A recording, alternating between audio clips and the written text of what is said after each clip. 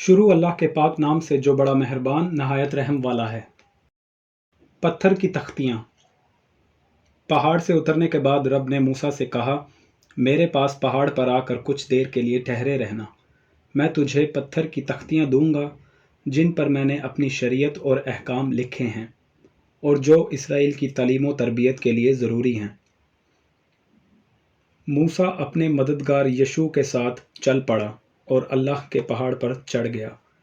پہلے اس نے بزرگوں سے کہا، ہماری واپسی کے انتظار میں یہاں ٹھہرے رہو، ہارون اور ہور تمہارے پاس رہیں گے، کوئی بھی معاملہ ہو تو لوگ انہی کے پاس جائیں۔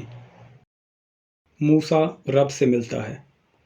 جب موسیٰ چڑھنے لگا تو پہاڑ پر بادل چھا گیا، رب کا جلال کوہ سینا پر اتر آیا۔ 6 دن تک بادل اس پر چھایا رہا۔ 7ویں دن رب نے بادل میں سے موسیٰ کو بلایا۔ رب کا جلال اسرائیلیوں کو بھی نظر آتا تھا۔ انہیں یوں لگا جیسا کہ پہاڑ کی چوٹی پر تیز آگ بھڑک رہی ہو۔ چڑھتے چڑھتے موسیٰ بادل میں داخل ہوا، وہاں وہ 40 دن اور 40 رات رہا۔